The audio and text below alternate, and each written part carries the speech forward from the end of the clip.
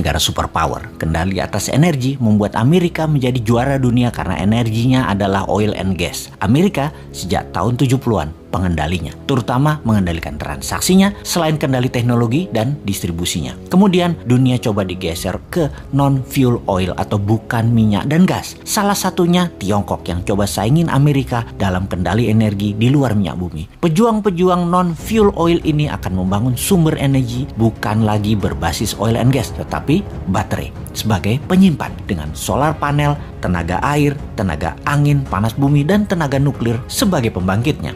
Sekali lagi, kita ingatkan kalau Indonesia mau jadi negara superpower, Indonesia harus punya sesuatu yang didominasi sebagai alat tekan. Sungguh, menjadi negara superpower wajib ada yang didominasi terutama kekuatan militer dan punya banyak alat penekan. Amerika itu militernya terkuat di dunia sebagai alat tekan, punya teroris sebagai alat tekan, lalu punya dolar sebagai alat tekan juga, punya hutang sebagai alat tekan juga, punya multilateral organisasi seperti PBB, IMF, dan lain sebagainya sebagai alat tekan juga. Kemudian tujuan New Mind bernegara adalah ingin membuat Indonesia menjadi negara superpower. Tujuan Old Mind bernegara adalah mengelola anggaran dan rebutan anggaran. Mek ngono tok. Mentalnya yaitu cuman bisa rebutan anggaran, terus mau berkuasa lagi 2024 dan rakyatnya hebat lagi. Masih terpesona sama Old Mind. Kok iso yo? Sungguh Old Mind ya Old Mind. Bahkan kalau nanti oposisi yang menang tetap otaknya hanya membagi-bagi anggaran yang 1.700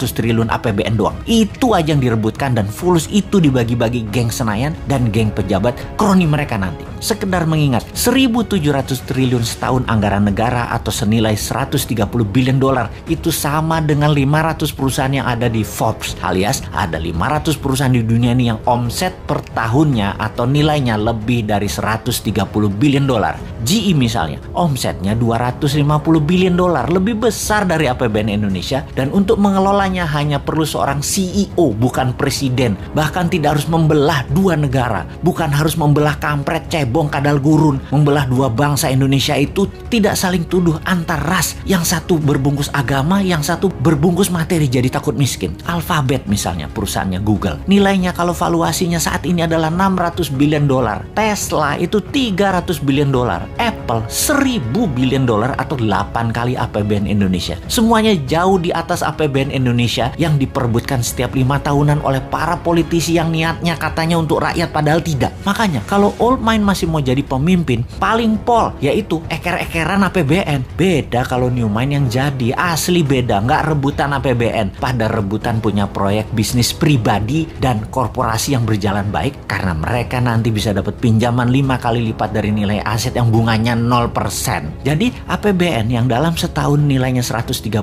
billion atau 1.700 triliun rupiah bisa naik ke 1.000 billion atau 15.000 triliun dengan gampang, tanpa injek kaki rakyat dengan pajak tinggi, tanpa utang IMF, tanpa jual nikel ke Tiongkok. Mengapa bisa? Karena kita tidak mengerjakan apa yang Old Mind lakukan, misalnya menjual nikel mentahan, tetapi nanti nikelnya jadi diolah baterai di Indonesia 100% terlebih dahulu. Finish produknya baterai, bukan nikel smelter. Indonesia jadi raja baterai beneran, bukan ingin jadi raja baterai. Bahkan mobil SMK nanti bertenaga baterai kalau mobil itu nanti muncul. Kalau sekarang kan masih dipingit, namanya juga Satrio Piningit. Karena mobil SMK itu sekali lagi, itu sesungguhnya Satrio Piningit itu aslinya yaitu.